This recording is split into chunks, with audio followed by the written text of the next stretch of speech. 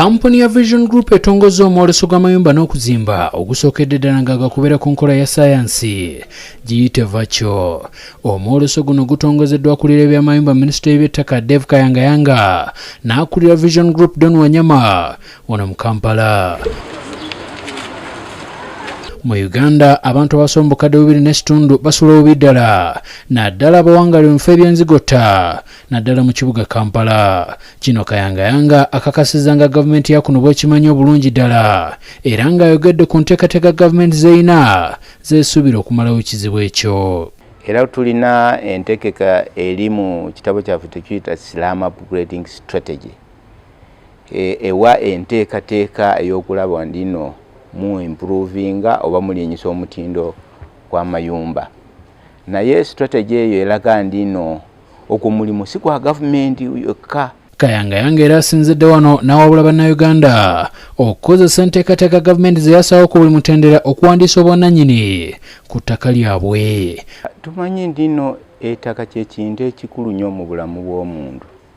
Era omuntu bw'abeera n'ekyapa oba n'abeera n'obwannannyini, omuntu oyo abeera musanyufu, omuntu oyo anywera waali, era omuntu oyo n'amaka ge gabeera masanyufu. Akubiriza abantu okujjumbira omwoleso gwa Vision Group okubaako bye bayiga mu maka n'okuzimba. Fiona Tamale, Events Manager wa Vision Group, alambuludde ku nteekateeka z'omwoleso guno ogugenda okubeera ogw'ekisiikirize.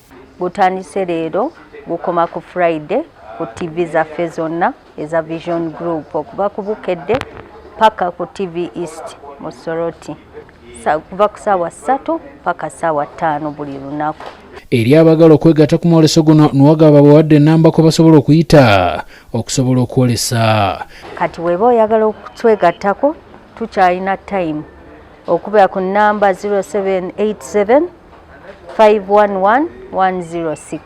Abamu ku bagenda okwolesa boogedde ku baleese ne bakubiriza bannaabwe okugujjumbira. Tukwata ettaka tono katugamba 100 by 100 oba 200 by 200 ne tuzimbako condominiums zino ne bweba eka namba ne tuzimbako condominiums zino.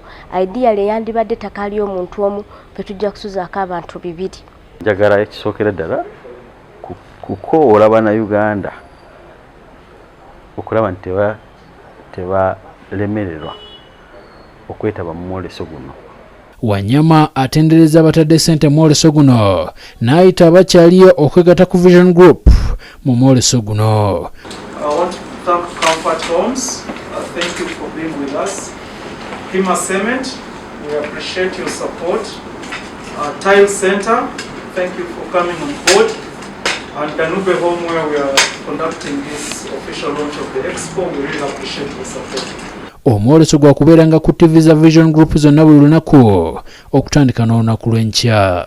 Nze Julius Kafuluma ku lwa Bukedde TV. The minister